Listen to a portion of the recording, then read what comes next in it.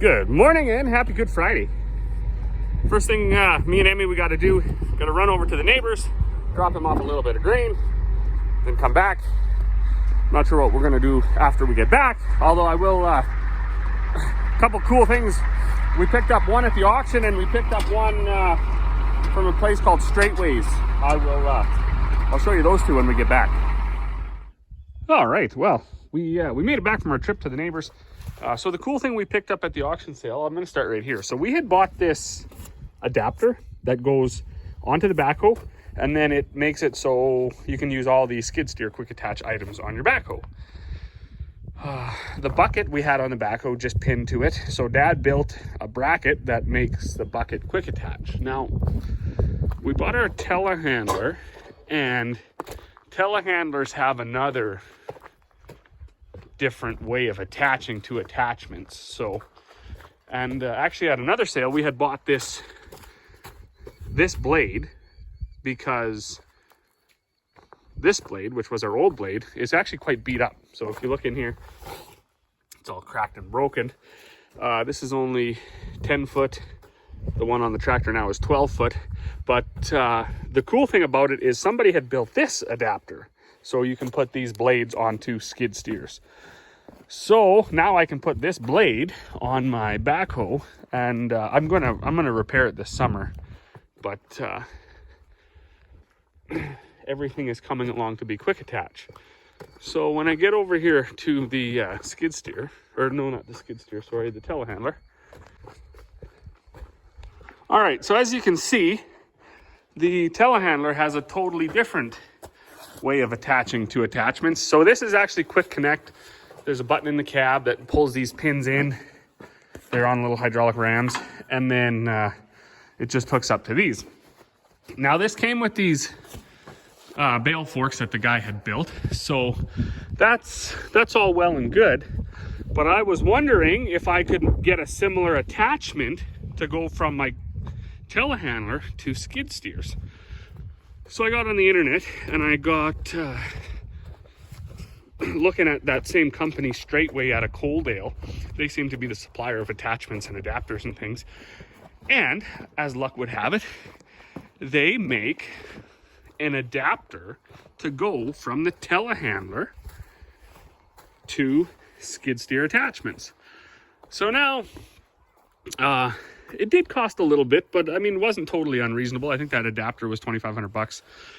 And the thing about that is the adapter, or the just the forks alone that are built for the telehandler, the ones I found are like $3,500, $4,000 as it is. Now there are probably more heavy duty, maybe built a little stronger than the skid steer attachments, but I don't need them. Like, that telehandler is never going to go back in the industry and work.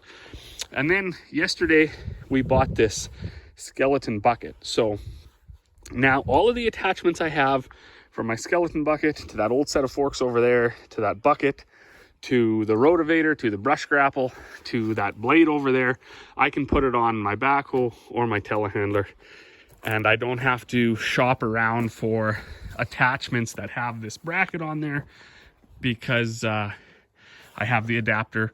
And if I ever find a deal at an auction sale or something where there are some telehandler specific attachments that are selling for reasonable prices, then I can pick them up too. So there was definitely a little bit in that minute or two there, but hopefully you followed along.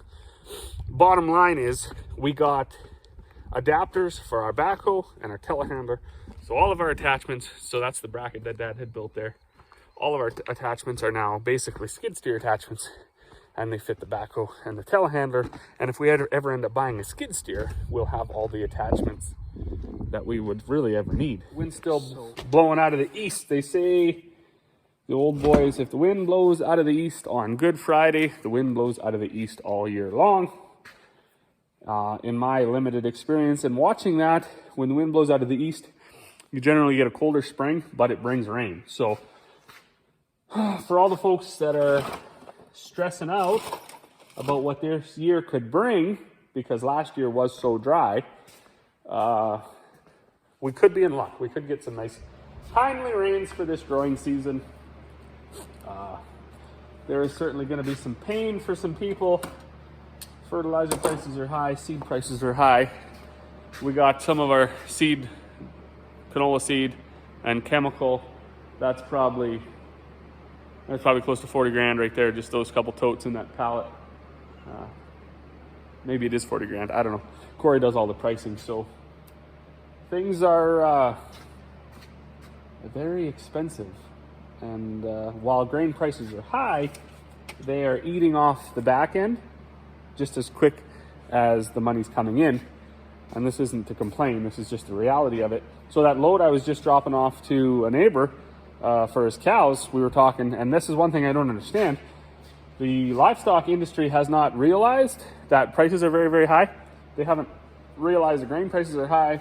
They haven't realized that fencing supplies and all that stuff is high, because the price of cattle is the same as it was like years and years ago. So hopefully, and I don't see how it can be sustainable if they don't, hopefully right here in the next few months we start to see the price of cattle go up, or else it's going to be real tough for those producers to keep on going.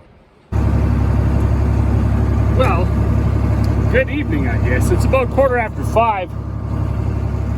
The whole day got away from me there, so we did take that load of grain over, and then we came back, and I was waiting for a couple of people to come get some totes and things like that of molasses. So I thought, well, I'll float the yard.